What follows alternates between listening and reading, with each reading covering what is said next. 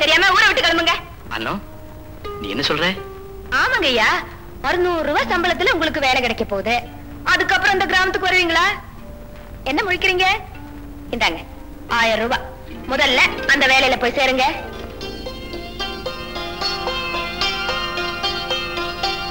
திருடின காசு இல்லையா, கஷ்டப்பட்டு உழைச்ச காசு.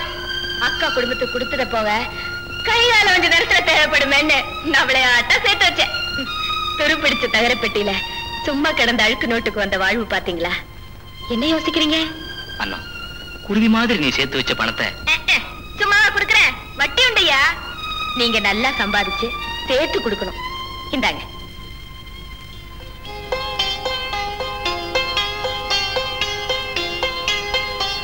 தெய்வமே, எல்லாம் நல்லபடியா நடக்கணும். வாத்தியார் ஐயா போயிருக்கிற காரியம் கை கூடணும். எல்லாத்துக்கும் நீதான் துணை.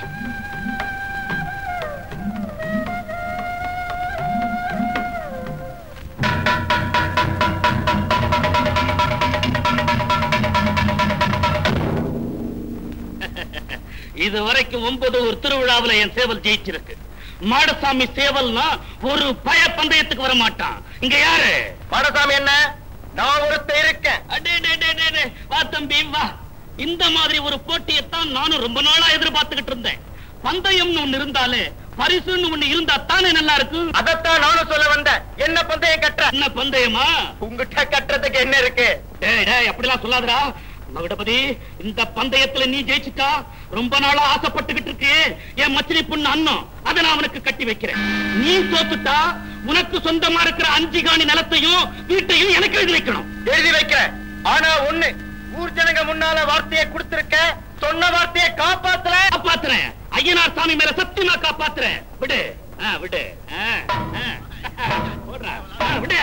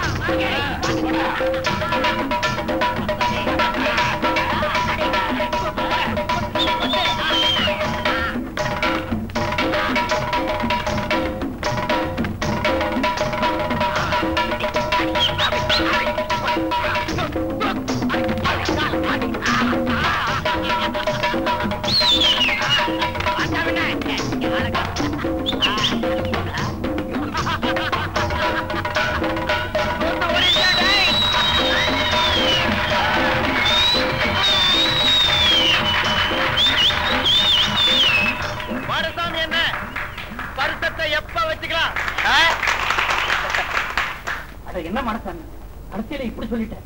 என்ன மன்னிச்சுடுங்க. நான் எவ்வளவோ சொல்லி பார்த்தேன். அண்ணா இந்த கல்யாணத்துக்கு ஒத்துக்க மாட்டேங்கிறது. அது ஒத்துக்க மாட்டேங்குதா இல்ல இதெல்லாம் சூழ்ச்சியா? இல்ல மகுடபதி, அவர் சொல்றது உண்மைதான். நானும் எவ்வளவோ அண்ணத்திட்ட சொல்லி பார்த்தேன். அவன் முடியாதுன்னு ஒரே வார்த்தையில சொல்லிட்டான். அதெல்லாம் எனக்கு தெரியாது. ஊர் ஜனங்க முன்னால கொடுத்த வார்த்தையை காப்பாற்றணும். இல்ல பஞ்சாயத்தை கூட்டி உன் குடும்பத்தை சண்டை நிக்க வைப்பேன். அவன் முடியாதுன்னா நான் என்னடா செய்யறது? பஞ்சாயத்து ரவுடித்தனம் பண்றிய. நான் ரவுடித்தனம் பண்ணணும்னு நினைச்சிருந்தா எப்பவோ அன்னத்தை தூக்கிட்டு போய் தாலியை கட்டியிருப்பேன். சொன்ன வார்த்தையை காப்பாத்தல. இல்ல பஞ்சாயத்தை கூட்டி அன்னத்தை கழிச்ச நான் தாலி கட்டல. என் பேர் மகுடபதி.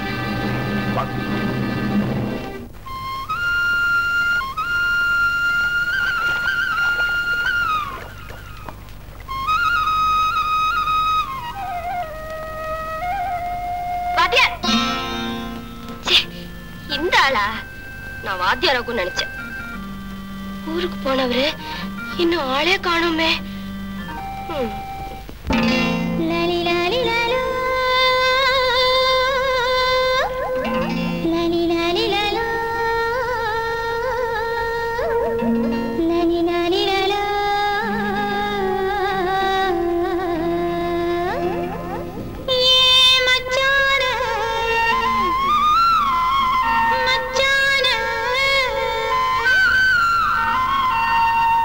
மச்சான பாத்தீங்களா?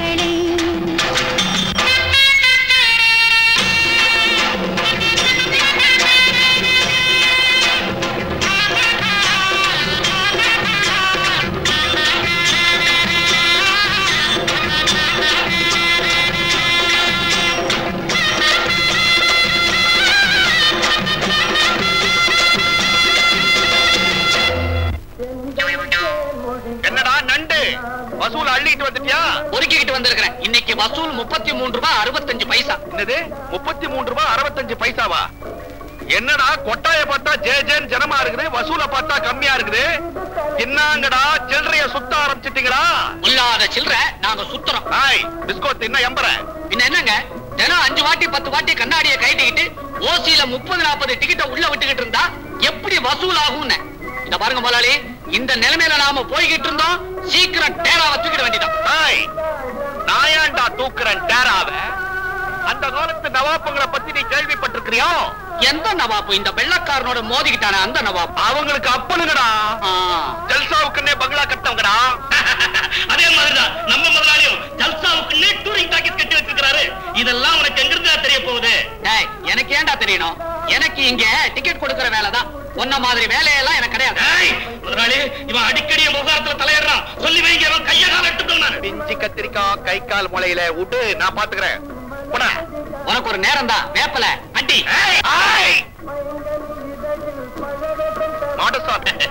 என்ன முதலாளி ரொம்ப ஜாலியா இருக்கிறீங்க?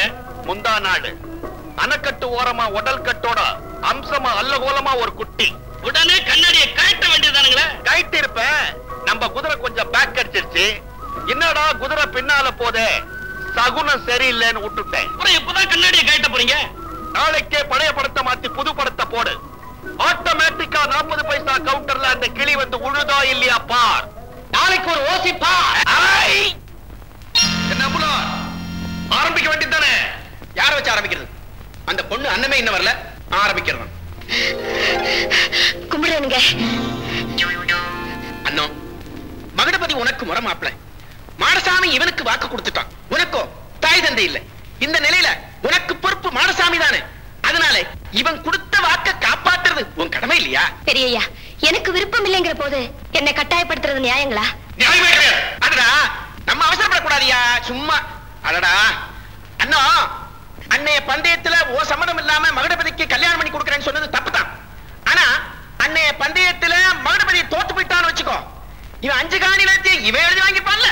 நல்லா கேளுங்கய்யா. ஐயா, அவங்க பொருளை அவங்க பந்தயம் வச்சு ஆடினாங்கன்னா நீங்க சொல்றது சரி. என்ன பெத்த அப்ப என்ன பந்தயம் வச்சு ஆடினாங்கன்னா பெத்த கடமைக்காக நான் உடன்படலாம். நான் மாமன் வீட்டுல தங்கி இருக்கிறது உண்மைதான். ஆனா அவரோட ஆதரவுல நான் இல்ல. அப்படி இருந்திருந்தா அவர் போட்ட சோத்தை நாம தின்னுட்டோமேன்னு அந்த நன்றி கடனுக்காக நான் உடன்படணும். உண்மையை சொன்னா இவர் குடும்பத்தையே இப்ப நான் தான் காப்பாத்திட்டு இருக்கேன். இவர் வீட்டுக்குன்னு ஒரு பைசா கொடுக்கறது இல்ல. உண்டா இல்லன்னு கேளுங்க ஐயா. ஆமாங்க, அண்ணன் சொல்றது 100க்கு 100 நிஜம். அண்ணா, உன்னை வச்சு பந்தயம் ஆடுறதுக்கு மாடசாமிக்கு எந்த விதத்திலையும் உரிமை இல்ல. அவன் செஞ்சது தப்புதான். அவன் செஞ்ச தப்புக்கு அவனை தான் தண்டிக்கணும். இந்த அறியாத பொண்ண நாம எப்படி தண்டிக்கலாம்? அழகப்பன், அவங்க வாதாடணும், அதை நம்ம நல்லா கேட்கணும், அப்புறம் தீர்ப்பு சொல்லணும். ஒருத்தருக்காக நம்ம வாதாடக்கூடாது பாருங்க. அறியாத பொண்ணு, தெரியாத ஒரு பாசம். அழகப்பன், அது நம்ம விட கெட்டிக்கார பொண்ணு. ஐயா, நான் இந்த பஞ்சாயத்துக்கு வரும்போது மாடசாமி தான் அன்னத்தை கட்டிக்கிறது பிடிக்காம ஏதோ சூழ்ச்சி பண்றான்னு நினைச்சேன். நானும் 2-3 தரம் அன்னத்தை என்ன கல்யாணம் கட்டிக்கன்னு கேட்டிருக்கேன். அதெல்லாம் முடியாது போல விளையாட்டா சொல்லிட்டு போவோம். எனக்கு மாடசாமிக்கு எப்போதுமே விரோதம் உண்டு. மாடசாமி வீட்டுல அண்ணன் இருக்கிறதுனால மாடசாமிக்கு பயந்துகிட்டு அண்ணன் என்ன கல்யாணம் கட்டிக்க மாட்டேன்னு சொல்லுதோ நினைச்சேன். ஆனா இப்பதான் புரிஞ்சுக்கிட்டேன் அண்ணமே இடம் இருக்குதுன்னு. ஐயா, இதெல்லாம் எனக்கு முன்னாலேயே தெரிஞ்சிருந்தா அந்த பந்தயத்துக்கு நான் ஒத்துக்கிட்டு இருக்க மாட்டேன், இந்த பஞ்சாயத்துக்கு வந்திருக்க மாட்டேன். இல்லடா, என்னடா இது அக்கிரமா இருக்குது? அம்புலார், இவன் தான் பிராதி எழுதி கொடுத்தா. நாமள பஞ்சாயத்துக்கு வேலை மரக்கிட்டு வந்திருக்கிறோம். நாங்க தீர்ப்பு சொல்றதுக்கு முன்னால உன் இஷ்டத்துக்கு போறீங்க. என்ன அர்த்தம்? அண்ணன் மகுடபதியை தான் கட்டிக்கணும்னு நீங்க தீர்ப்பு சொன்னா கூட அன்னத்துக்கு நான் தாலி கட்ட மாட்டேன். அப்போ பிரச்சனையே இல்ல, பிராத தள்ளுபடி பண்றேன்.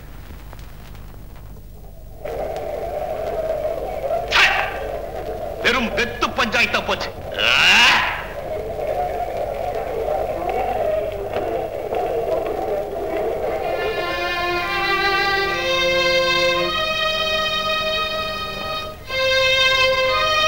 மச்சான், நீ சொன்னது தப்பு. நான் உன்னை வெறுக்கல மச்சான். உன்னைத்தான் கல்யாணம் பண்ணிக்கணுங்கிற ஆசையும் நேசமும் என் மனசுல வரவே இல்ல. உன்னை நான் நேசிக்கலைங்கிறனால உன்னை நான் வெறுக்கிறேன்னு அர்த்தம் இல்ல. இப்போ எப்பவுமே எனக்கு உன் மேல நல்ல அபிப்பிராயம் இருக்கு. நீ நல்லா இருக்கணுங்கிற ஆசையும் எனக்கு இருக்கு. தயவு பண்ணி என்ன மறந்துடு. வேறொரு பொண்ணை கட்டிக்கிட்டு நிம்மதியாயிரு. இல்ல அண்ணா, இப்ப இல்லைனாலும் என்னைக்காவது ஒரு நாளைக்கு இந்த மச்சான கட்டிக்கணுங்கிற ஆசை உனக்கு வந்துச்சுன்னா சொல்லி அனுப்பு, நான் வரேன். அது முடியாது மச்சா. என்ன ஒரு ஒழுக்கமுள்ள பொண்ணு மனசுல ஒருத்தனுக்கு தான் இடம் கொடுப்பா.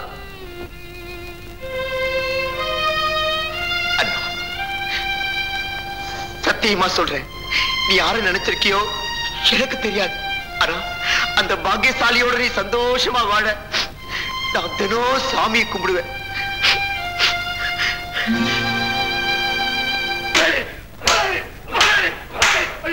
நான் என்ன தப்பு பண்ண? ஏன் முதலாளி என்ன எப்படி அடிக்கிறீங்க?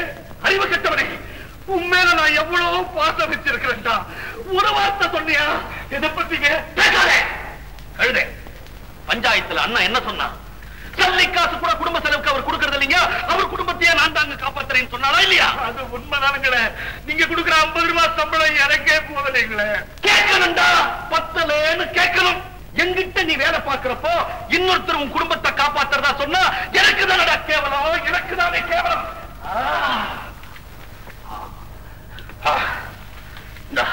300 ரூபாய். நீ ரோஷக்காரனா இருந்தா இன்னிலிருந்து அன்னத்துக்கிட்ட சல்லி காசு கூட வாங்கவே கூடாது. உன்னை நான் வேலைக்காரனவடா நடத்துறேன். உடன் பிறப்பா, உயிருக்கு உயிரா, ரத்தத்துக்கு ரத்தமா, சதைக்கு சதையாதான்டா நடத்துறேன். இது கூட உனக்கு புரியலையாடா மடசாமி? முதலாளி, இப்பதான் நான் உங்களை புரிஞ்சுக்கிட்டேன். உங்ககிட்ட வேலை செய்யறதுக்கு நான் 7 ஜென்மமா புண்ணியம் பண்ணிருக்கணுங்கிற புண்ணியம் பண்ணிருக்கணும். அப்படி எல்லாம் சொல்லாதடா. எப்படியோ என்ன புரிஞ்சுக்கிட்டா சரி. முதலாளி, இந்த பணத்தை வீட்டுல கொடுத்துட்டு வந்துடு. நல்லா இருப்பா, எடுத்து போய் கொடு. நல்லா இரு. என்ன முதலாளி? என்ன முதலாளி, மாடசாமி விஷயத்துல பாசம் பொங்கி வழியுது. இது என்னுடைய சொந்த விஷயம். உனக்கு மாடசாமிக்கு என்ன வித்தியாசம் தெரியுமாடா? நான் எதை சொன்னாலும் மாடசாமி கண்ணை மூடிக்கிட்டு நம்பிடுவான். ஆனா உங்ககிட்ட எதை சொன்னாலும் விஷயத்தை கிண்டுவியடா நண்டு. இருந்தாலும் முதலாளி, 300 கொஞ்சம் அதிகம்னு தோணுதுங்க முதலாளி. நான் நினைக்கிறது மட்டும் நடந்துட்டா இந்த 300 ரூபாய் சாதாரணண்டா. நடக்காட்டா 300 வீணா போயிடுங்களே. வலைய வீசறவன் மீன் கிடைக்கும்ன்ற நம்பிக்கையில தான்டா வீசறான். என்னடா இத்தனை வருஷமா நாம நம்பிக்கையோட வேலை செய்யற முதலாளி கிட்ட நம்மள கவனிக்கலையேன்னு பாக்குறியா? உனக்கும் ஒரு 500 ரூபாய் தரேன். ஐயோ வேண்டாங்க, எங்க வீட்டுல இருக்கிறதே ஒரே பொண்ணு, அதுவும் எங்க அக்கா மவன். அவளை நானே கட்டிக்கிறதா முடிவு பண்ணிவிட்டேங்க. இந்த 500 வேண்டாங்க, 50 போதும்.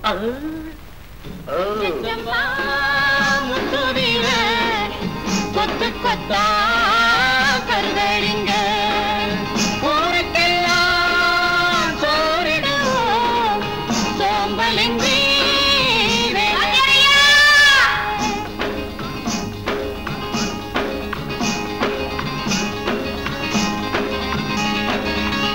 பாத்தியா, போன காரியம் முடிஞ்சதா? வேலை கிடைச்சதா? பாத்தியா, ஏன் கண்கலங்குறீங்க? என்ன நடந்துச்சு? நான் ஏமாந்துட்டேன். முன்பணத்தை கொண்டு போய் கொடுத்தேன். 2 நாள் வேலை தரேன்னு சொன்னா ஆர்டர் கையோட வாங்கிட்டு போறான்னு இருந்தேன். 2 நாள் கழிச்சு போனா அந்த கம்பெனி போலீஸ்காரங்க சீல் வச்சிட்டு இருந்தாங்க. என்னன்னு கேட்டா இந்த மாதிரி எத்தனையோ பேர் அந்த முதலாளி ஏமாத்திருக்காங்க. நீ கவலைப்படாதண்ணா, உன் பணத்தை எப்படியாவது நான் திருப்பி கொடுத்துடுறேன். போன போட்டு விடுங்க ஐயா, இதுக்காக பொம்பளை மாதிரி அழுவாங்க. பாத்தியாரையா, அந்த பணம் இருக்குதுன்னு நான் சந்தோஷப்பட்டதும் இல்ல, இப்ப போயிடுச்சுன்னு வருத்தமும் இல்ல. உங்களுக்கு பெரிய வேலை கிடைக்க போகுதுன்னு சந்தோஷப்பட்டேன். அது போயிடுச்சுன்னு தான் வருத்தமா இருக்கு. சும்மா மூஞ்சி உம்முன்னு வச்சுக்காம சிரிச்சுட்டு வாங்க. யாராவது அழுகிறத பார்த்தா எனக்கும் அழுக வரும். அண்ணா, மறுபடியும் சொல்றேன், உன்னை பார்த்தா எனக்கு பொறாமையா இருக்கு. சரிதான், போங்க ஐயா. சார் கொஞ்சம் நில்லுங்க. இதெல்லாம் யாருக்கு? இந்த ஊர்ல யாராவது வாசக சாலை திறக்கிறாங்களா? இல்ல தம்பி, இதெல்லாம் நம்ம அம்பலார் பொண்ணு சுமதிக்கு. ஓஹோ, அந்த பொண்ணுக்கா? சார் எனக்கு உதவி செய்றீங்களா? அந்த பொண்ணுகிட்ட சொல்லி அது படிச்சதுக்கு அப்புறம் இந்த புத்தகத்தெல்லாம் 20 ரூபாய் கொடுக்குறீங்களா? இந்த கிராமத்துக்கு வந்ததுக்கு அப்புறம் படிக்கிறதுக்கு ஒண்ணுமே கிடைக்கல. தம்பி, உனக்கு புஸ்தகம் வேணும்னா நீ நேர்லயே அந்த பொண்ணுகிட்ட கேட்டு வாங்கிக்க. நமக்கு இந்த உத்தியோகம் எல்லாம் சரிப்படாது. ஏன்னா முதல்ல புஸ்தகத்தை 20 வாங்கிட்டு வான்னு கேட்பேன். அப்புறம் நீ படிச்சுட்டு திருப்பி கொடுக்கறப்ப அதுக்குள்ள ஒரு லெட்டர் வச்சு அனுப்புவேன். வம்புல வந்து முடியும். இதெல்லாம் நமக்கு வேணாப்பா.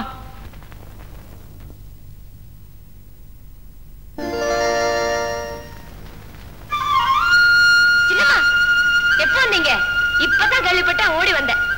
நீங்க வந்ததை எனக்கு சொல்லி அனுப்ப கூடாதா? ஏய் வாடிங்க. என்னடி இது புது பழக்கம்? இத பார், வழக்கம் போல என்ன சுமதின்னு கூப்பிட்டுட்டு வந்து கட்டி பிடிக்கணும். அதை பிடிச்சினம்மா முன்ன மாதிரியா? இப்ப நீங்க பெரியவங்களாயிட்டீங்க. அரைஞ்சு என்ன பார். ஏண்டி சின்ன வயசுல இருந்தே நாம 2 பேரும் ஒன்னா ஆடணும், பாடணும், சுத்தணும்.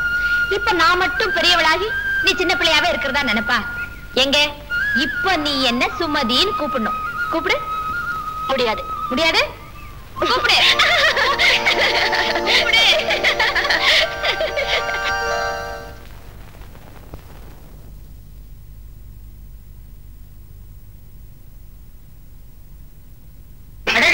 வாப்பா.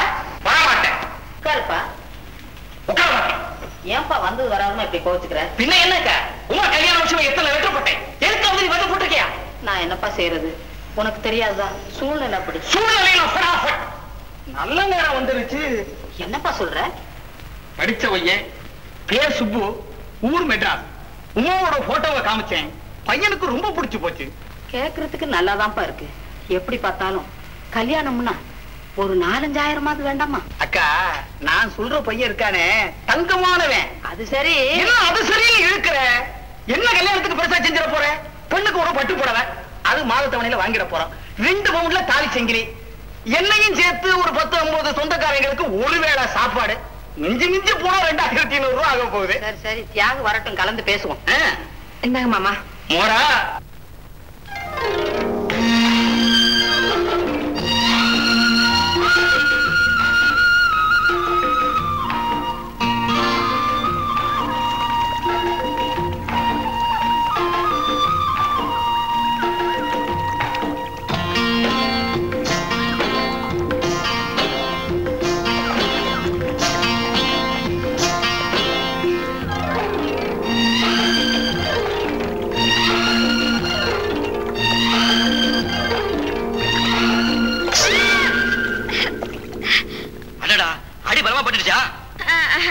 அதெல்லாம் ஒண்ணுல.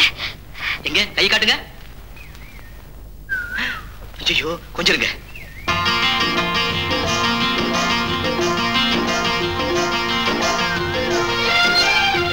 எங்க கை காட்டுங்க. உங்களுக்கு நாட்டு வைத்தியம் கூட தெரியுமா? இந்த கிராமத்துக்கு வந்ததுக்கு அப்புறம் ஏதோ கொஞ்சம் கொஞ்சம் கத்துக்கிட்டேன். இந்த ஊர்ல பொழுது போறதே பெரிய கஷ்டம். நீங்க இந்த கிராமத்துல பிறந்த பொண்ணு, நீங்களே இப்படி சொன்னா எப்படி? நான் இந்த கிராமத்திலே பிறந்தாலும் விவரம் தெரிஞ்ச நாள்ல இருந்து பட்டணத்திலேயே வளர்ந்தேன். லீவு நாள கிராமத்துக்கு வர்றதுனாலே ஒரே பயம். ஒரு பத்திரிகை விடாம சந்தா கட்டி வாங்கிடுவேன். ஆமா, உங்களுக்கு எப்படி பொழுது போகுது? பள்ளிக்கூட நேரத்துல பொழுது போயிடுது, மத்த நேரத்திலயும் லீவு நாளையும் தான் கஷ்டமா இருக்கு. உங்களுக்கு வர புத்தகங்களை நீங்க படிச்சதுக்கு அப்புறம் எனக்கு கொஞ்சம் கொடுப்பீங்களா? With pleasure. எப்ப வேணாலும் வீட்டுக்கு வாங்க, தரேன். தேங்க்ஸ்.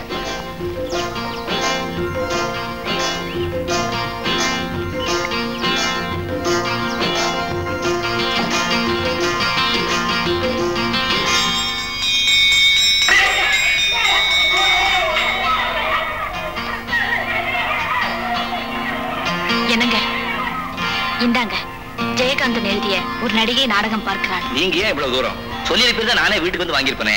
பரவாயில்ல, எனக்கும் ஒண்ணும் பொழுது போகல. ரொம்ப தேங்க்ஸ். படிச்சு கொண்டாந்து தரேன். ஒண்ணும் அவசரம் இல்ல, நான் எல்லாத்தையும் படிச்சுட்டேன். நீங்க எப்ப வேணாலும் கொண்டு வந்து கொடுக்கலாம். சரி.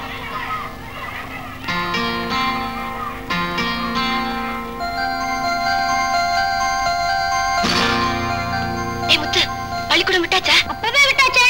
பாத்திரே போயிட்டாரா? அவர் அப்பவே போயிட்டாரு.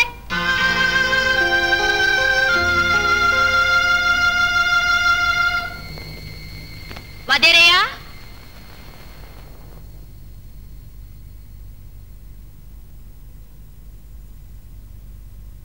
வாங்க. எங்க இந்த நேரத்துல? 2 நாளா ஆளையே காணுமே.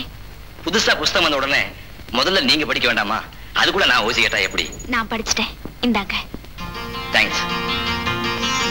எனக்கு ஒரு சின்ன சந்தேகம். என்ன? நீங்க நிஜமாவே பிஏ தானா? ஏன் அப்படி கேக்குறீங்க? இல்ல, தேங்க்ஸ்ங்கிற ஒரு வார்த்தையை தவிர வேற ஒரு வார்த்தையும் பேச தெரியலையே, அதனால தான் கேட்டேன். அப்படியெல்லாம் ஒண்ணு இல்ல. கொஞ்ச நேரம் உங்ககிட்ட பேசிட்டு இருக்கிறதுல ஆட்சேபணம் ஒண்ணும் இல்லையே? No no. பேச்சு துணைக்கு கூட ஆள் இல்ல. அம்மா கிட்ட கிட்டயும் அப்பா கிட்டயும் மாத்தி மாத்தி எத்தனை நாளைக்கு தான் பேசிட்டு இருக்கிறது?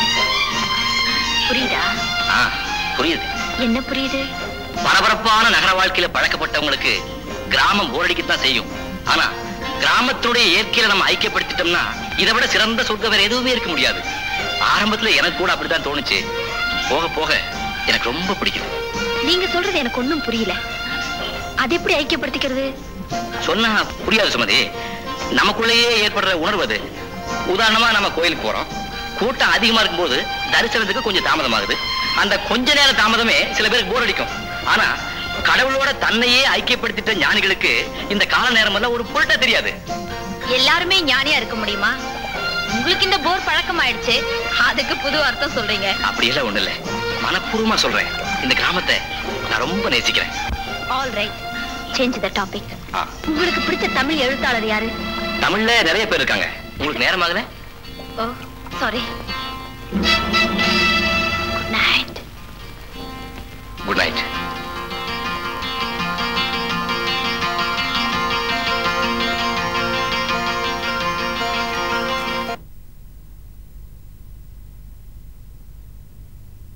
என் கவலை விட்டது. நானும் எத்தனையோ பேருகிட்ட சொல்லி வச்சிருக்கேன். ஒரு நல்ல மாப்பிள்ளை கிடைக்க மாட்டேங்குது. எப்படிப்பட்ட மாப்பிள்ளை வேணும்னு நீ நினைக்கிற? என்னடி என்ன கேக்குற? உனக்கு எப்படிப்பட்ட மாப்பிள்ளை வேணும்னு நீ என்ன சொல்லணும்? கண்ணுக்கு அழகா, லட்சணமா, நல்ல குணமுள்ள மாப்பிள்ளையா இருந்தா போதும்னு நான் நினைக்கிறேன். அது போதுமா? இதுக்கு மேல வேற என்னமா வேணும்? இல்ல, ஒருவேளை பெரிய பணக்கார வீட்டு மாப்பிள்ளையா இருக்கணும்னு நீங்க ஆசைப்பட்டா? வாழ போற பொண்ணு வசதியா வாழணும்னு நினைக்கிறதுல என்ன தப்பு? வசதி இல்லைனாலும் நிம்மதியா வாழ ஒரு வாய்ப்பு கிடைக்கும் போது அதை விட்டுடலாமா? விடக்கூடாதுமா. நல்ல சந்தர்ப்பம் கிடைக்கும் போது அதை விடவே கூடாது. நீங்க ரெண்டு பேரும் என்ன சொல்றீங்க? எனக்கு ஒண்ணுமே புரியலையே. மீனாட்சி, நம்ம ஊர் பள்ளிக்கூடத்து வாத்தியார உன் பெண்ணு கல்யாணம் பண்ணிக்க ஆசைப்படுறான். அப்பா நிஜமாவா? இது உங்களுக்கு எப்படி தெரியும்? எனக்கு தெரியும், உனக்கு தெரியாது. நான் போய் கல்யாணத்தை பேசி முடிச்சுட்டேன். பேசி முடிச்சு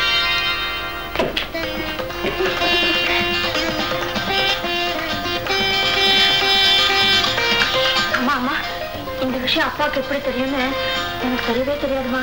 அம்மா கோவமாமா? இன்னும் வைக்கப்படுற? உட்காருங்க. என்ன விஷயம்? எல்லாம் நல்ல விஷயம் தான். உங்க பையனுக்கு எங்க பொண்ணை கொடுக்கலான்னு அபிப்பிராயப்படுறோம். உங்களுக்கு ஒன்னும் ஆட்சேபனை இல்லையே? என்னங்க அப்படி சொல்றீங்க? அதுக்கு நாங்க கொடுத்து வச்சிருக்கணுமே. ரொம்ப சந்தோஷம். வர்ற தை மாசத்திலேயே கல்யாணத்தை பண்ணிடலான்னு இருக்கிறேன். ஏன் யோசிக்கிறீங்க? பணத்தை பத்தி ஒண்ணு கவலைப்படாதங்க. கல்யாண செலவெல்லாம் நான் பாத்துக்கிறேன். எதுக்கு ரொம்ப கஷ்டம்? காஃபி எல்லாம் இருக்கு, சாப்பிடுங்க. யாரு குழந்தை நம்ம வீட்டுல? இங்க ஏன் பொண்ணுதான். இன்னும் கல்யாணம் ஆகல. அவளுக்கும் 28 வயசாகுது. ஏன் இத்தனை வருஷம்? அவளுக்கு 17-18 வயசு இருக்கும் போதே அவங்க அப்பா போயிட்டார். இருந்த நகையெல்லாம் வித்து தியாகுவ படிக்க வச்சு எதிர்பார்த்த மாதிரி பையனுக்கும் வேலை கிடைக்கல. எவ்வளவுதான் சிக்கனமா செலவு செய்தாலும் கல்யாணம்னா 3000-4000 வேணும். கடன் வாங்கி கல்யாணம் பண்ணலாம்னாலும் கொடுக்கறதுக்கு மனுஷாள் இல்லை. அடடா, எனக்கு இந்த விவரமே தெரியாது. தெரிஞ்சிருந்தா இந்த கல்யாண விஷயமா பேசவே வந்திருக்க மாட்டேன். பெரியவங்க இருக்கிற போது சின்னவங்களுக்கு கல்யாணம் நடக்கூடாது. அம்மா, ஒண்ணு செய்றீங்களா? உடனே உங்க பெண்ணுக்கு ஒரு வரனை பாக்குறீங்களா? பணம் இருந்தா உடனே ஒரு வாரத்துல கல்யாணத்தை பண்ணிடலாம். அப்படியா? நேத்து கூட என் தம்பி வந்து ஒரு நல்ல சம்பந்தம் இருக்குன்னு சொன்னான். நீங்க கல்யாணத்துக்கு வேண்டி ஏற்பாடு பண்ணி வைங்க. நான் வீட்டுக்கு போய் பணத்தை கொடுத்தேன். நீங்க ஊருக்கு போய் உங்க பெண்ணு கல்யாணத்துக்கு முதல்ல முடிய. நீங்க வர்றதுக்குள்ள நம்ம வீட்டு கல்யாணத்துக்கு வேண்டி ஏற்பாடு பண்ணி வைக்கிறேன். நான் வரீங்களா?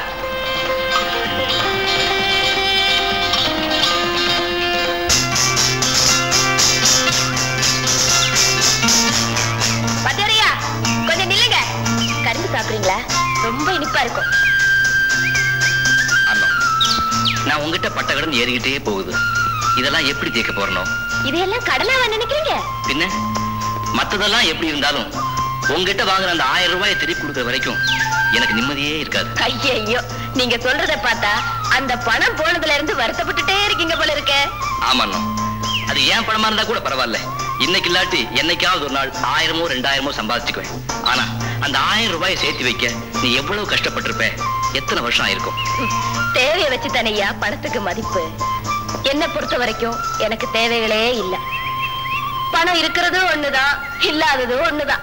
இப்ப நீ சொல்றது சரியன்னோ, பின்னால தேவைப்படும் போது உனக்கு யார் கொடுப்பா? உங்களுக்கு தேவைப்பட்டப்போ நான் தருவேன்னு எதிர்பார்த்தீங்களா? அதே மாதிரி எனக்கு தேவைப்படும் போது உங்களை மாதிரி யாராவது தருவாங்க. சும்மா அதை பத்தியே பேசிட்டு இருக்காதீங்க, எனக்கு கெட்ட கோபம் வரும். எந்த விதமான பந்தங்களுக்கும் கவலைகளுக்கும் இடம் கொடுக்காம வாழ்க்கை சுலபமா நடத்திட்டு போற உன்னை பார்க்கும்போது மறுபடியும் சொல்றானோ, எனக்கு பொறாமையா இருக்கு. என்னை பார்க்கும்போது உங்களுக்கு பொறாமையா மட்டும்தான் இருக்கா? அண்ணா, அம்மாவையும் அக்காவையும் காப்பாத்துறங்கிறதுக்காக உழைக்கிறீங்க. அக்காவுக்கு ஒரு கல்யாணம் பண்ணி வைக்கணுமேனு முயற்சிக்கிறீங்க. அதுக்காக பெரிய வேலையா தேடுறீங்க. உங்க வாழ்க்கைக்கு ஒரு அர்த்தம் இருக்கு, உங்க உழைப்புக்கு ஒரு காரணம் இருக்கு, உங்க கவலைகளுக்கு ஒரு நியாயம் இருக்கு. ஆனா எனக்கு எந்த பிறவிக்கும் நிச்சயம் ஒரு அர்த்தம் இருக்கு. சில பேருக்கு அது ஆரம்பத்திலேயே புரிஞ்சிடுது, சில பேருக்கு புரிய நாளாகுது. அப்படின்னா என் வாழ்க்கைக்கு கூட ஒரு அர்த்தம் இருக்குன்னு சொல்றீங்களா? நிச்சயமா. எனக்கு புரியலையே. எனக்கு புரியுது அண்ணா. ஆனா எதையும் விளக்கி சொல்லக்கூடிய நிலையில இப்ப நான் இல்லை. சூழ்நிலையின் கைதியா இருக்கேன். எங்க அக்கா கல்யாணம் முடிய வரைக்கும் சில சமூக நீதிகளுக்கு நான் கட்டுப்பட வேண்டியிருக்கு. அது முடிஞ்சதும் எல்லா கட்டுக்களையும் அறுத்தெறிஞ்சிட்டு உனக்கு அந்த அர்த்தத்தை சொல்ல ஓடோடி வந்துடுவேன்.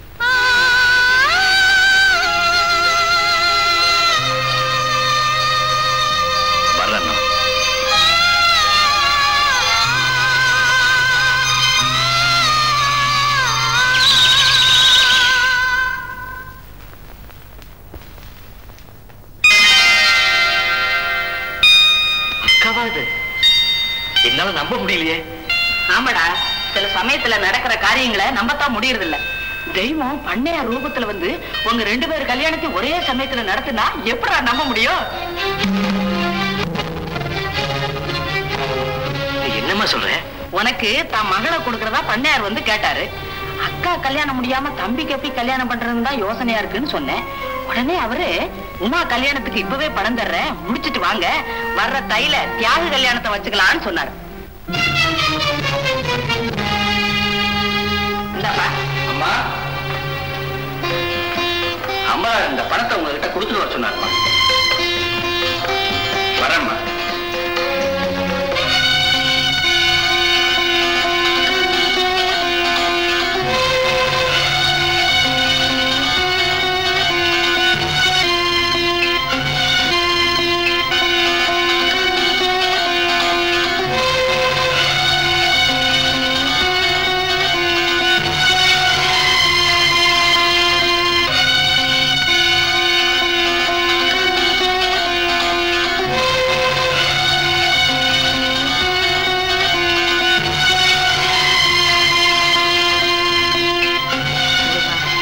கடன்லயே பெரிய கடன் கன்னிக்கடன் சொல்லுவாங்க. அந்த கடனை எப்படி தீர்க்க போறேன்னு வழிவகை தெரியாம ராத்திரி பகலா அழுது புலம்பிக்கிட்டு இருந்தேன். இத்தனை நாள் கழிச்சாவது என் மகளுக்கு ஒரு வழிகாட்டினியப்பா முருகா. கல்யாண வளையோசை கொண்டு